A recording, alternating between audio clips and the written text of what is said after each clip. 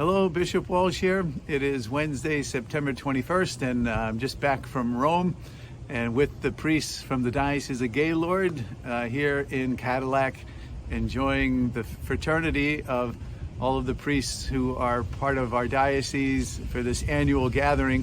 And we have Mike Aquilina, who gave a wonderful presentation this morning, and I celebrated Mass with the priests today, and we're looking forward to some more conferences and opportunities to celebrate our jubilarian priests who are celebrating anniversaries tonight for dinner, and some wrap-up sessions tomorrow. But I thought I would share with you just the wonderful experience that I had in Rome, experiencing just a little bit of jet lag, but not too bad, especially coming this way. All the flights seemed to go smoothly, and it was a wonderful, just overall experience of traveling this time. It's about 9.5 hours in the air from Rome to Chicago, and go over the Alps, and I took some beautiful pictures of the snow-capped mountains of the Alps.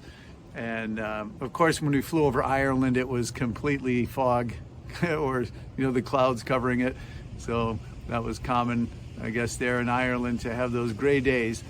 But the travels went well overall. But the experience in terms of the event of being in Rome for the affectionately known as Baby Bishop School really was wonderful, and I did pass. I get to put on my big boy bishop pants now and no longer considered a baby bishop. There was 190 of us from all different countries, predominantly the US and Mexico and Brazil, Spain, and Italy. I think those were the largest contingents, and then smattering from all over the world. And we had conferences each day, and we sat with headphones on, and we listened to the main speakers that were typically in either Italian or Spanish, and we would hear the translation in English and understand from the text what they were sharing with us. A very strong emphasis on synodality, that Pope Francis has the vision of the church being a listening church, and a place where all voices have the opportunity to be heard and to share in a collaborative process of understanding the life and the needs of the people in the church. And the different dicasteries had the opportunity to share with us the work that they do for the church.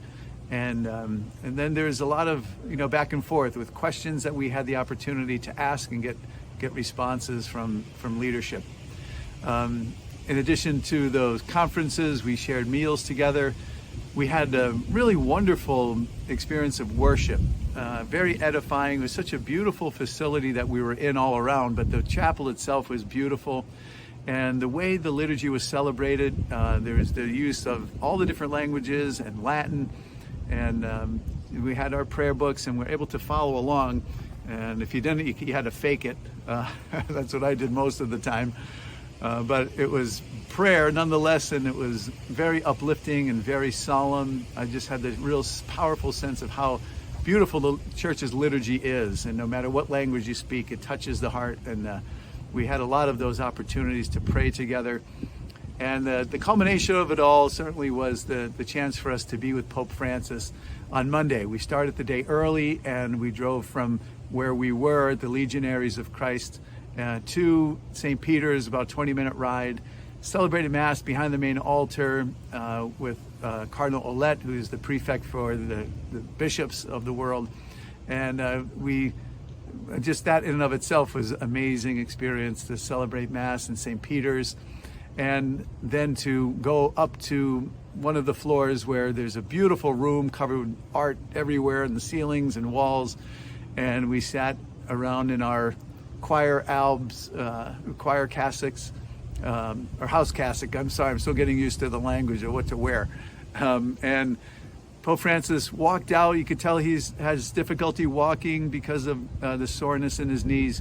But then once he sat down, he was in very good spirits, and he led us in an opening prayer, and then just basically said, I don't have anything prepared. I hope you have questions for me. And bishops, one after the other, got up and asked questions, and he was very cordial. His response had us laughing in several places. And then at the end, we prayed the Angelus, and we formed a line and had a chance to walk up individually and shake his hand and I thanked him for my appointment. So that's pretty much it. That was certainly a highlight of my life, and I mentioned before that I carried the intentions of the Diocese of Gaylord with me, especially in that encounter with our Holy Father, that universality of the Church, one holy Catholic and apostolic, and then we continue to pray for, the guidance of the Spirit, the guidance of our Holy Father, and the whole Church. So certainly our spiritual strength for us to be together as one. So thank you checking in. We'll fill you in on some more details. Check our website. There's some nice pictures and things like that on there as well. And pray for our priests, and we'll be praying for you. God bless.